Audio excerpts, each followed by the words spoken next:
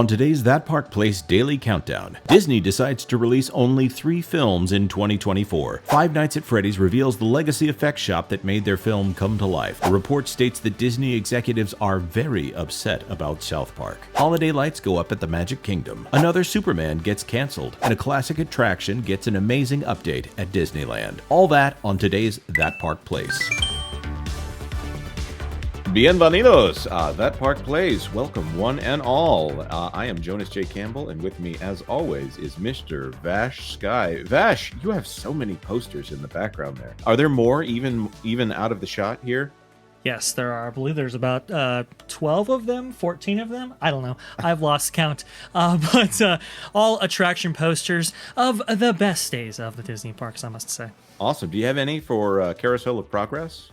I don't. They're all Disneyland themed. So okay. Maybe there's a great big beautiful tomorrow in which you have one added. Let's not dilly-dally and let's get this show on the move for all the news that should be fun. Number 1. Hello, this is Jonas J. Campbell from That Park Place. Our first story today is one out of Deadline. Marvel's Deadpool 3 moves to July 2024 and Captain America Brave New World is moving to 2025 as Disney shakes up schedule due to actor strike. This one by Anthony D'Alessandro. It looks like Deadpool is moving off its summer launch date of May 3rd, 2024, leaving the season without a kickoff film. The Sean Levy-directed pick, which is going back into production, will take over Captain America Brave New World's release date of July 26th next year. But Captain America won't be kicking off the summer either. He's moving to February 14th of 2025. According to this, there was a rumor it was in better shape than Deadpool 3. Blade was originally in that February 2025 spot, but now that is moving to November of that next year. That would be 2025. Thunderbolts was going to be December of 2024. Now that's moving to July of 2025. Mufasa, the Lion King sequel, is moving from July 5th to December of that year. Disney also scrubbed from the schedule 2 untitled movies on July 5th and November 7th. While I don't usually like to use Wikipedia as a source, Inside Out is the first Disney film of 2024, and that's opening in June. Mufasa is no longer in this spot. Snow White has been moved to 2025. This means that we've got Inside Out coming out in June. We've got Deadpool coming out in July, and we've got Mufasa coming out in December. Of course, as we've reported on here and also on Valiant Renegade's channel, Disney lost money on almost every movie that they released in 2023. So maybe this is the bold new strategy for cost reduction at the Walt Disney Company. I hate to think that Disney's box office hopes next year are pinned on a sequel to a Pixar film that probably doesn't need a sequel, a rated R Marvel film starring Ryan Reynolds, and a prequel to the live-action remake of The Lion King. What are your thoughts? Let us know in the comment section down below. Number 2. After the incredible start for the recent Five Nights at Freddy's film, studios are starting to warm to the idea of video games adaptations as kind of the next big thing. But what is the secret to Five Nights at Freddy's at the box office, and how did it come together so well? It looks like that secret was revealed by director Emma Tammy, and frankly, it's something that we knew all along. Hi folks, it's CC here for That Park Place with a story from The Hollywood Reporter by Abby White. Five Nights certainly isn't your typical kids' horror. It's a full-fledged fright fest, much like the games themselves. It was aiming for that PG-13 rating, and it delivered the iconic animatronic killers in a very impressive way. And of course, enter the Jim Henson Company. That's right, the Creature Shop. These same folks that brought us the Muppets, Fraggles, and their like lent all their magic to these animatronics, both terrifying and captivating at the same time. Creating a foundational film, something kids can watch repeatedly, requires more authenticity than CGI can deliver, weaving puppetry and human relationships into a world that's both terrifying and relatable. That's their stock and trade, with a history of amazing creations like the Dark Crystal. But what's truly fascinating is that the practicality of these animatronics were their major feature. Not only do they aim for the accuracy to look like the games, but they brought these creatures to life in ways never done before. The result is a mix of soulful and sinister characters that live and breathe on the screen, and you can feel it. Now you know that it was the amazing Henson Creature Shop who created all these great practicals for the film. Are you wishing that they would get back to making more films at the Henson Company? Are you excited that there are more Five Nights at Freddy's films on the way? And finally, what other game adaptation movies are you looking forward to? Let us know your thoughts down in the comments section below. Number 3.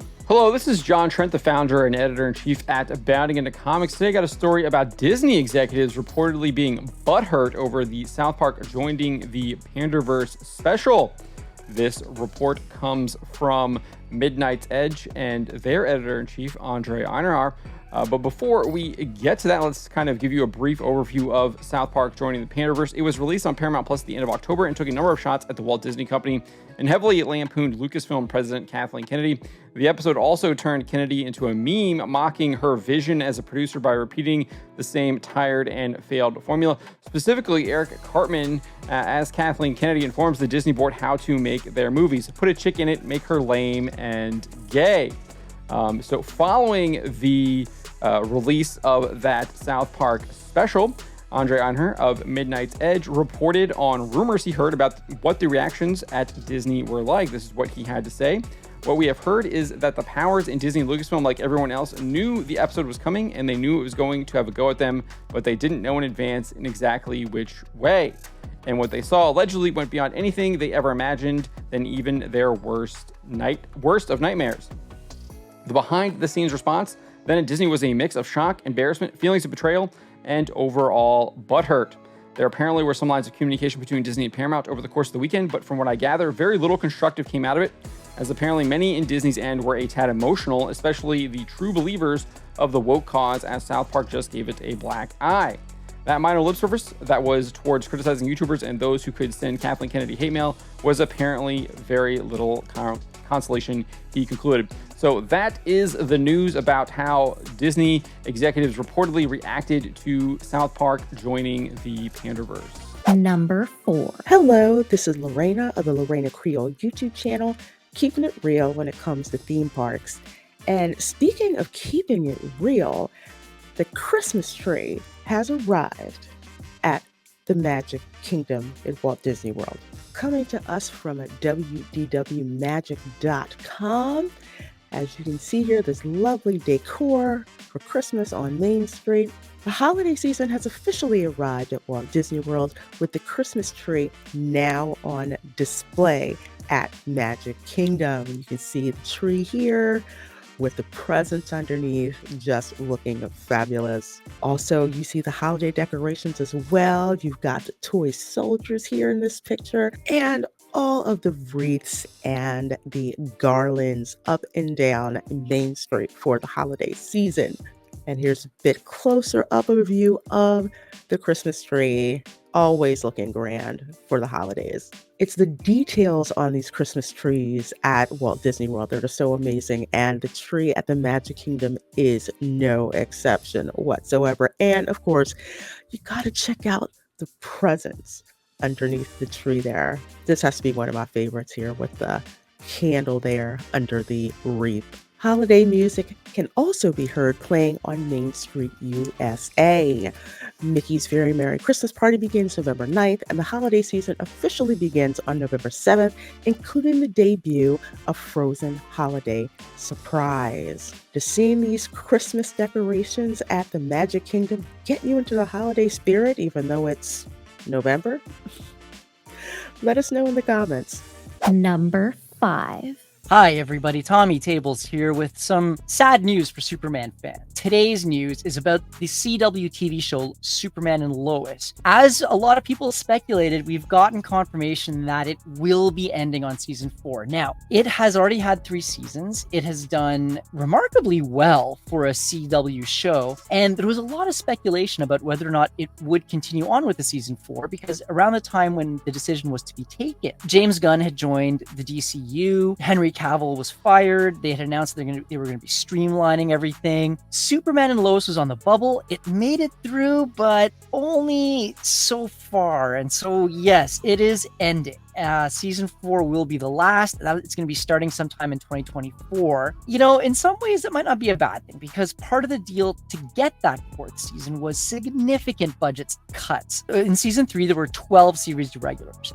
In season 4, only 4 of them are coming back. They've only got enough money for 4. Overall, the show was actually good. I enjoyed it. I thought it was great. It was basically Family Man Superman living out in Smallville. Tyler Hoechlin, I think is his name. I'm I'm not sure how to pronounce that. He was great as Clark. He had the mannerisms of Clark down, of Superman down. All that to be said, though, it was a good show. I highly recommend that you go back and check it out if you haven't seen them. Let us know your thoughts. Are you sad about this? Do you think it was time for the show to go? Let us know. Number 6. Vash Sky here with the next story, this time from Mice Chat, all about Disneyland's new Adventureland Treehouse. At long last, Disneyland's Adventureland Treehouse is ready for guests. This is quite the article right here, so I'm not going to spoil too much about this. The Adventureland Treehouse is finally preparing to open to guests officially, and we have some of our first photos coming out from within this Adventureland attraction over at Disneyland Park, and you can see some beautiful exterior lighting right there. At night, you can see that the water wheel is finally in place with that amazing mechanism, that iconic mechanism that everybody remembers. Smaller elements down below have been installed and have been redone. Now, this is supposed to be inspired by the Swiss Family Robinson family, so not quite the Swiss Family Robinson treehouse. However, you can see some characters that, well, have been inspired by that specific property, which presents the opportunity to tell new stories, introduce new characters, and so forth. You can see, I believe the daughter is a little bit more into astronomy. You can see the boys' room right here, who takes a particular interest in animals. So for it to get some of this love right here is absolutely awesome. I do want to point out one little detail that I thought was really cool, and that is an actual moving ostrich in a pen. You'll remember that Clementine from the Swiss Family Robinson film was featured, and you can see a photo of that right here, actually. That's a pretty cool little detail. We've never really had audio animatronics at the treehouse in any of its previous incarnations. Very excited for this to open on November 10th. We'll see what the opening day crowds are like and what the response is. So far, it has been absolutely fantastic.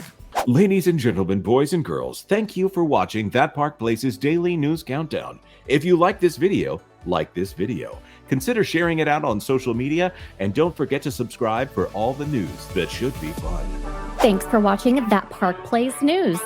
For more information, consider checking out www.thatparkplace.com. And don't forget to subscribe, share, like, and send this out on your favorite social media accounts.